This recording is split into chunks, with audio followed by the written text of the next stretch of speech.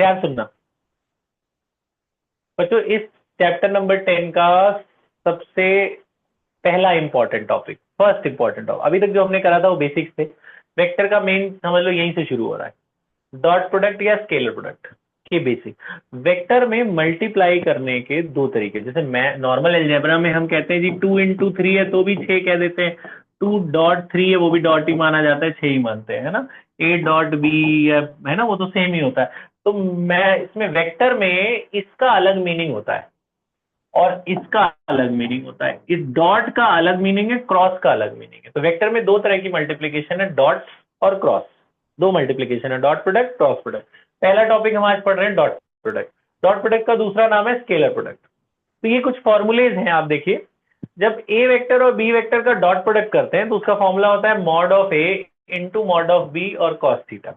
ए dot B, ये derivation मैं आपको बता दूंगा कैसे है, अभी आप फॉर्मूला याद रखो। A dot B is mod B cos theta.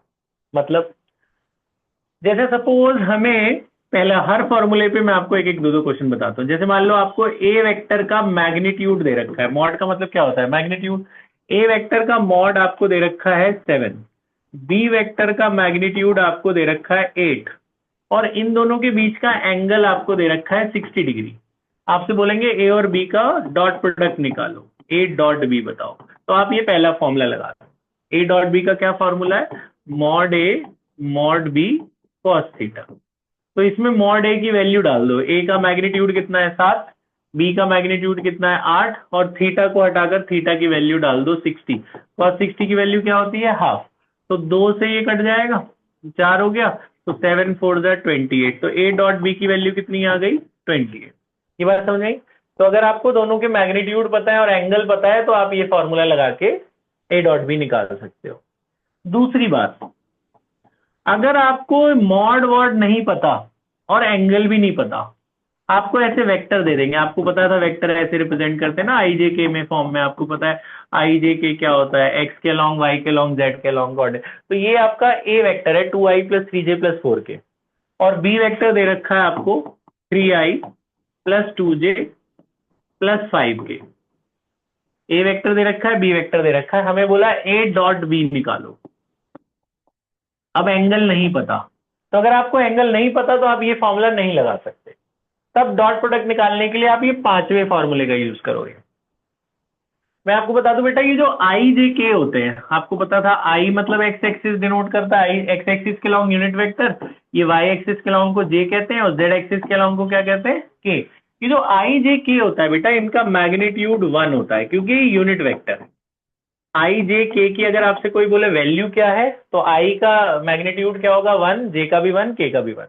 अगर आप आई को आई से मल्टीप्लाई करते हो, दूसरा फॉर्मूला देखो, सेकंड फॉर्मूला, अगर ए को ए से ही मल्टीप्लाई करें तो ये भी ए हो जाएगा, ये भी ए हो जाएगा। तो ए इंटू ए क्या होगा, ए का स्क्वायर। ए वेक्टर के साथ कितना एंगल बनाएगा, कोई भी एंगल नहीं बनाएगा। ए और ए में कितना एंगल होगा, 0। कॉस 0 क्या होता है, 1। तो ए इंटू ए क्या बन गया, ए स्क्वायर।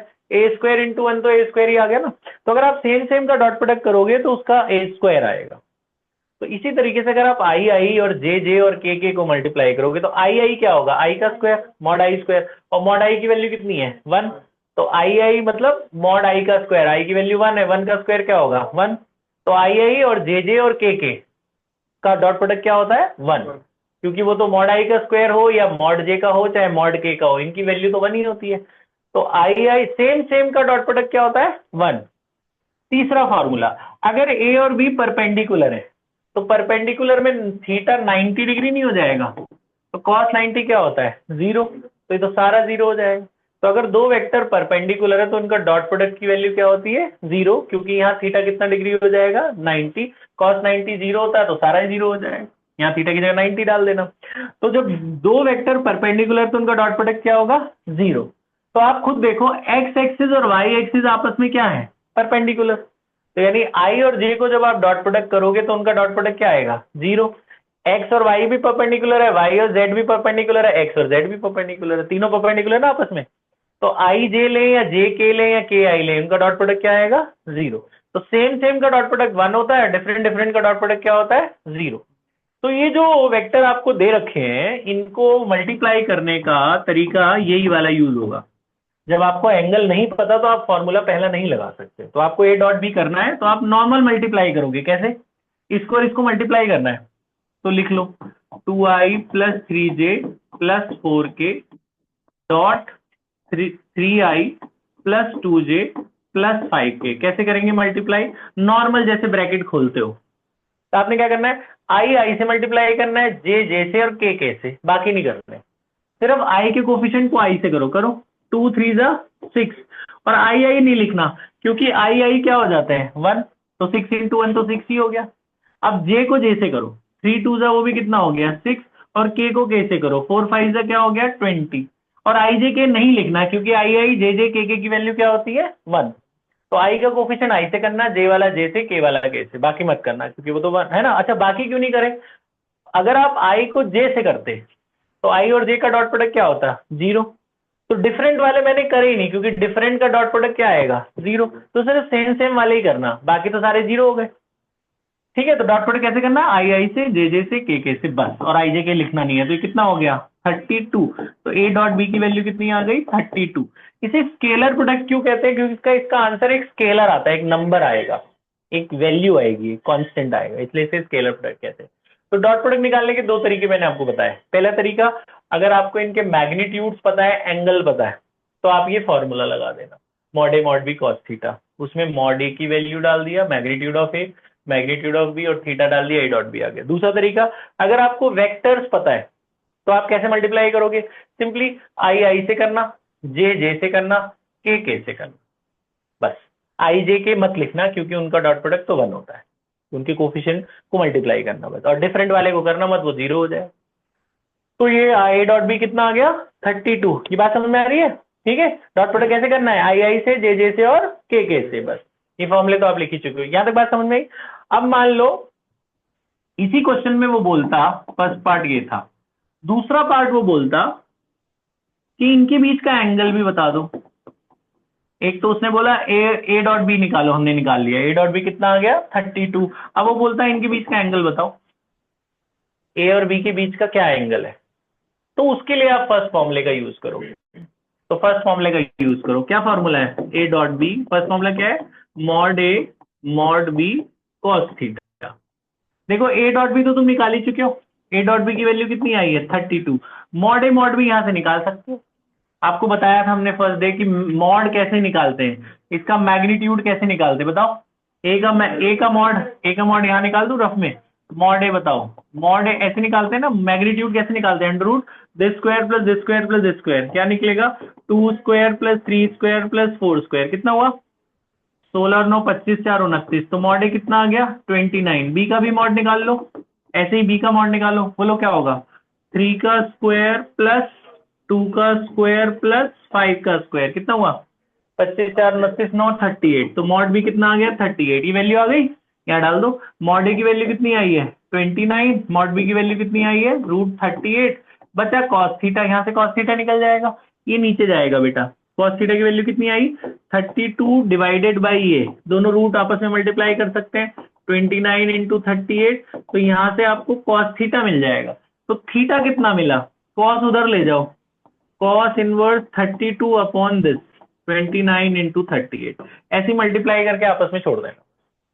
तो थीटा, क्योंकि अगर आपको ये पता है कि कॉस का कोई एंगल होता हो, मान लो मेरे को ऐसा आ जाता कि भैया कॉस थीटा मेरा सारा कट के हाफ आ जाता, तो कॉस हाफ कितने एंगल पे होता है 60, तब तो आप 60 लिख देते। लेकिन ऐसे बड़ा सा आएगा वैसे, तो आप ऐसे इनवर्स में करके छोड़ दोगे आंसर। तो अगर कॉस थीटा से बड़ा सा एंगल आ जाए तो मल्टीप्लाई कर लेना बस, और थीटा की वैल्यू कॉस इनवर्स में करके छोड़ देना। तो ये दोनों के बीच का एंगल आ गया। बात समझ में आ रही है? तो डॉट प्रोडक्ट कैसे निकालना है समझ में आया? आई से, जे से, के से, बस। डॉट प्रोडक्ट कैसे निकालते हैं, एंगल कैसे निकालना है, ये फॉर्मूले से एंगल निकालना है। ये 2 3 बातें समझ में आ गई? ठीक है। तीसरी बात, अगर आपको, ध्यान से सुनना, अगर आपको एक वेक्टर दे दिया जाए आई प्लस जे, और एक दूसरा वेक्टर दे दिया जाए आई माइनस जे, बोला प्रूव करो ये परपेंडिकुलर है, तो परपेंडिकुलर में डॉट प्रोडक्ट 0 आना चाहिए ना। परपेंडिकुलर का क्या फॉर्मूला था उनका, ए डॉट बी क्या आना चाहिए 0। करो मल्टीप्लाई, कैसे करोगे मल्टीप्लाई? आई से और जे से, तो 1 इंटू -1 क्या हुआ -1, तो 1 - 1 कितना आ गया 0। ए डॉट बी 0 आ गया, इसका मतलब A is perpendicular to B, proof हो गया। समझना है? तो अगर ए और बी परपेंडिकुलर प्रूफ करना है, डॉट प्रोडक्ट निकाल लो, डॉट प्रोडक्ट कितना लाके दिखा दोगे, 0, तो आ गया। ठीक है, इसमें ऐसे ऐसे क्वेश्चन भी आते हैं जी, आपको मैं ध्यान से देखना, मैं आपको ए वेक्टर दे दूं 2i plus 3j plus lambda के, और बी वेक्टर दे दूं i प्लस 2j माइनस के, बोलूं वो लैम्डा निकालो, ये दोनों परपेंडिकुलर है, फाइंड लैम्डा एक नंबर का, if A is perpendicular to B, तो निकाल नहीं लोगे? अगर ये दोनों परपेंडिकुलर है, इसका मतलब क्या है, इनका डॉट प्रोडक्ट कितना दिया हुआ है, 0। इसमें तो प्रूफ करना था, तो डॉट प्रोडक्ट 0 आगे दिखा दिया हमने, इसमें दिया हुआ है परपेंडिकुलर, इसका मतलब इनका डॉट प्रोडक्ट क्या होगा, 0। तो कर दो, डॉट प्रोडक्ट कैसे निकालोगे, करो मल्टीप्लाई, कैसे करते हैं, आई से 2 1 जा 2, जे से 3 2 जा 6, और के से कितना हुआ माइनस लैम्डा, लैम्डा उधर ले जाओ, 6 और 2 कितना हो गया 8, लैम्डा आ गया 8। बहुत आसान है चैप्टर ये, बस जो मैं इंपॉर्टेंट इसके बाद बताऊंगा करना, अभी तो ये बेसिक्स चल रहे हैं, बेसिक समझ में आ रहे हैं। पांचवी बात, अगर मैं आपसे बोलूं कि ए वेक्टर दे रखा है i प्लस 2j और बी वेक्टर दे रखा है 2i प्लस j, बोलो वो निकालो प्रोजेक्शन, एक वर्ड है projection, projection of A vector along B vector. इसका मतलब पता क्या है, जैसे एक कोई इस रास्ते से जा रहा है और बी मान लो उस रास्ते से जा रहा है, अगर ये ए भी बी के रास्ते से जाता तो उसकी क्या वैल्यू होती, अगर A projection of A along B, अगर ए को भी बी के अलोंग प्रोजेक्ट किया जाए तो उसकी क्या वैल्यू, तो उसका ये फॉर्मूला लिखवाया गया है, ये फॉर्मूला है A dot B upon mod B, ये second last formula, projection of A along B is A dot B upon mod B. तो ए डॉट बी निकाल लो, बताओ भाई डॉट प्रोडक्ट कैसे करते हैं, डॉट प्रोडक्ट कैसे करते हैं, डॉट प्रोडक्ट आई से मल्टीप्लाई और जे से, क्या होगा 1 2 जा 2 और 2 1 जा 2, ये तो ऊपर ए डॉट बी आ गया। मॉड बी, इसका मॉड, मॉड कैसे निकलता है, बी का मॉड क्या होगा under root 2 square plus 1 square, under root this square plus this square, ऊपर कितना आ गया 4, नीचे कितना आ गया 5, तो बस ये आ गया प्रोजेक्शन। तो अगर ए बी के रास्ते जाता तो उसकी ये वैल्यू होती है, इसे कहते हैं प्रोजेक्शन। बात समझ में आ गई? तो आपको मैंने 2-3 बातें बताई हैं बेसिक्स, इसमें से कुछ लिखना नहीं है, बस आप इसको देखते हुए आप एक्सरसाइज 10.3 पे जाओ और क्वेश्चन नंबर 1 से क्वेश्चन नंबर 10 तक कर लो। एक बात और बता दूं बस मैं, एक कई क्वेश्चन ऐसे होते हैं बेटा, देखो देखो इधर देखो, आपको पता है अगर बोला है कि कोई यूनिट वेक्टर है, जैसे मैं बोलूं कि ए इज अ यूनिट वेक्टर, ये क्वेश्चन में दिया है, यूनिट वेक्टर का मतलब होता है उसका मैग्नीट्यूड कितना दिया हुआ है 1। अगर मैं आपको कोई वेक्टर दे दूं, जैसे मैं आपको दे दूं, ये देखना जरा 2i plus 3j plus 6k divided by 7, मैं बोलूं प्रूव करो कि ये एक यूनिट वेक्टर है, प्रूव करो, तो प्रूव करने का कुछ सिंपल सा तरीका, इसका मैग्नीट्यूड निकाल लो, 1 आना चाहिए। निकालना है इसका मॉड, मॉड कैसे निकलेगा 2/7 का स्क्वायर, 3/7 का स्क्वायर, 6/7 का स्क्वायर, नीचे तो 7 का स्क्वायर एलसीएम आ जाएगा ना 49, ऊपर जोड़ो 2 का स्क्वायर क्या होगा 4, 3 का स्क्वायर 9, 6 का स्क्वायर 36, 36 4 40 और 9 कितना हुआ 49/49, कितना आ गया 1। तो अगर आपको कोई वेक्टर प्रूफ करने को है ना यूनिट वेक्टर है, तो मतलब इसका मॉड निकाल के 1 ला के दिखा देना, हो गया यूनिट वेक्टर प्रूफ। ये बात समझ में आई? ये तो हो गया प्रूफ करना यूनिट वेक्टर। तो आपको प्रूफ के 2 ही क्वेश्चन आएंगे बेसिक वाले, अभी जो आज कर रहे हो आप, या तो परपेंडिकुलर प्रूफ करने को आएगा, तो परपेंडिकुलर में डॉट प्रोडक्ट निकाल लेना, डॉट प्रोडक्ट क्या ला के दिखा देना 0, यूनिट वेक्टर आएगा तो उसका मैग्नीट्यूड क्या ला के दिखाना 1। अब जो ये अगला क्वेश्चन है उसमें मॉड दे रखा है, बोला है कि x का मॉड निकालो अगर a प्लस एक्स और a माइनस एक्स 5 के बराबर है, a प्लस एक्स और a माइनस एक्स किसके बराबर है 5। तो बोला कि वो नहीं a plus x a minus x नहीं, ये मैं थोड़ा क्वेश्चन, ये है बेटा x minus A dot x plus A 5 के बराबर है, बोला वो मॉड x बताओ। तो मल्टीप्लाई नॉर्मल करना, ब्रैकेट खोलो, x इंटू एक्स क्या होगा मॉड x का स्क्वायर, क्योंकि वो फॉर्मूला याद रख लो, a डॉट ए क्या होता है मॉड ए स्क्वायर, तो x डॉट एक्स करोगे तो क्या होगा x डॉट एक्स क्या होगा मॉड एक्स स्क्वायर। अच्छा इसमें मैथ्स वाले वो वाले फॉर्मूले नहीं लगते a plus B A minus B, ये मान लो ये माइनस है ये प्लस है, तो वो ए प्लस बी माइनस बी मत करना, ब्रैकेट खोल के दिखाना होगा वरना नंबर काटेंगे वो। कैसे? एक्स को एक्स से करा तो एक्स स्क्वायर हो गया, फिर एक्स ए से होगा क्या होगा, एक्स डॉट ए, डॉट लगाना बीच में, फिर ए एक्स से होगा क्या होगा, ए डॉट एक्स, फिर माइनस प्लस माइनस, ए से होगा तो क्या होगा, मॉड ए स्क्वायर, सेम सेम का डॉट प्रोडक्ट आए तो मॉड लगा के स्क्वायर लगा। अच्छा इसमें ए डॉट बी लिखें या बी डॉट ए कोई फर्क नहीं पड़ता, सेम होता है, ए डॉट बी या बी डॉट ए सेम होता है। तो एक्स डॉट ए और ए डॉट एक्स सेम है, तो सेम है तो कट जाएगा। अब इसमें से मुझे मॉड एक्स नहीं पता, कोई बात नहीं, मॉड ए तो पता है, मॉड ए की वैल्यू कितनी है 1, तो 1 का स्क्वायर तो 1 ही हो गया, इक्वल टू 5, तो ये उधर जाएगा, तो 5 और 1 कितना हो गया 6, तो मॉड एक्स की वैल्यू कितनी आ गई, √6। अब प्लस माइनस आता है तो माइनस मत लगाना, मैग्नीट्यूड नेगेटिव तो होगा नहीं, तो मॉड का मतलब मैग्नीट्यूड हो तो पॉजिटिव ही रहेगा, तो मॉड एक्स की वैल्यू कितनी आ गई, √6। अब आप 1 से 10 तक करो, आप कहीं नहीं रुकोगे, आपसे सारे हो जाएंगे। 10.3 उठाओ, 1 से 10 कर लो, इसको कुछ मत देखो बोर्ड वाली वैल्यू, ठीक है। आप 10.3 उठाओ, 1 से 10 तक कर लो, कर ले बेटा पॉज।